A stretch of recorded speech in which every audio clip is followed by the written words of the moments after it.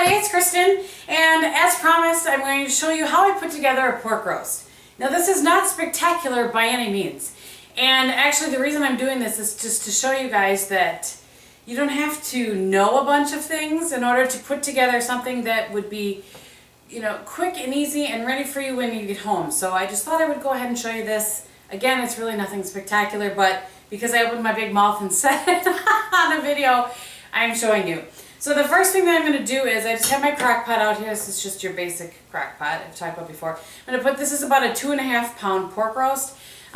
This actually, we bought a butchered pig with my parents. We kind of, split it up. So when I opened this up, I had to cut a lot of the fat off of it. So keep that in mind. Even if you get one from the store, it's, you want to have some of the fat, in there, but anything that's around the edge, I tend to like to cut that off.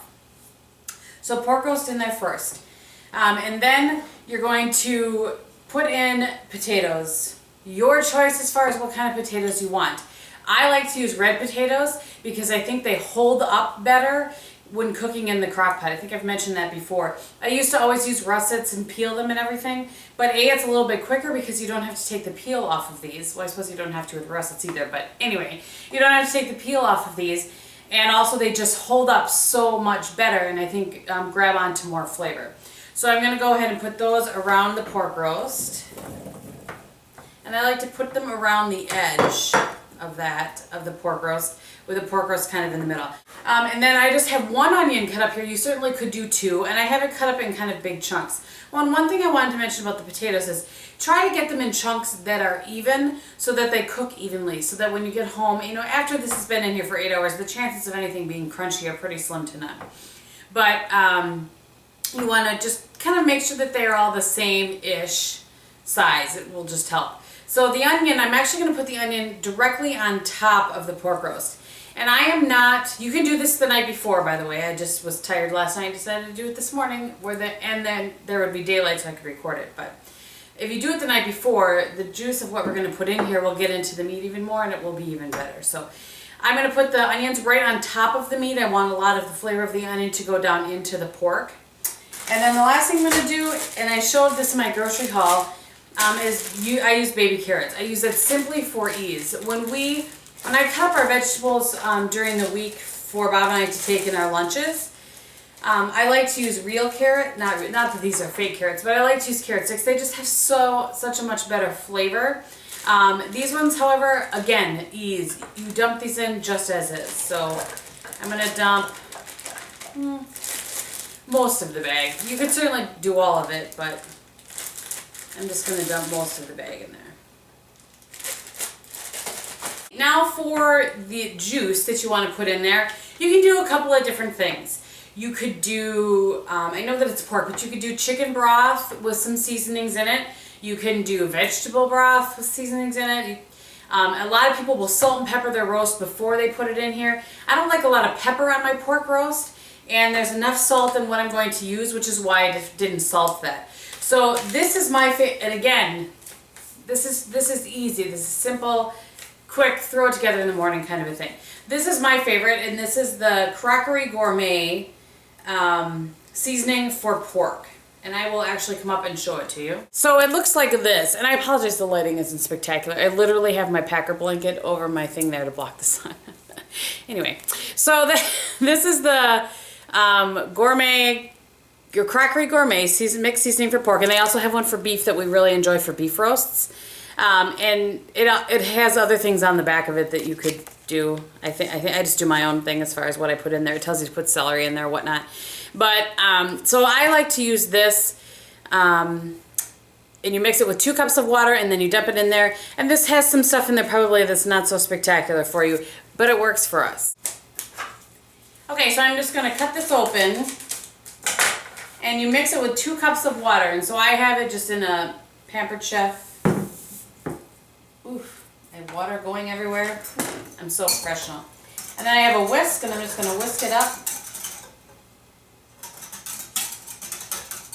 And it starts out pretty watery, and then if you just let it sit for a minute, it'll get a little bit thicker if you want to do that. Oh, you can already see. It's starting to get a little bit thicker. So I'm going to go ahead and dump this over my pork roast.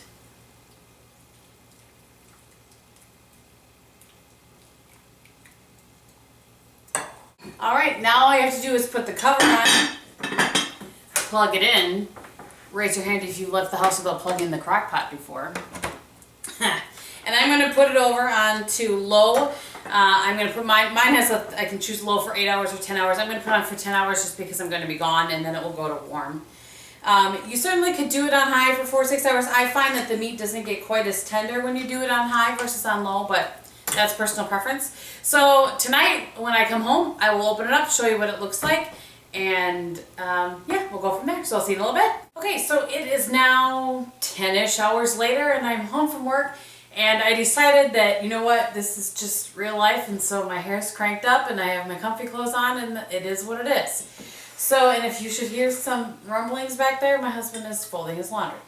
So, dinner is done, and that's really hot. And I'm going to show you what I always use to take anything out of the crock pot like this. It's a slotted spoon, and we don't separate it out. We just put all of our vegetables into one bowl like this. So I'm going to pull all of these out of here, and then I will come back and show you the roast.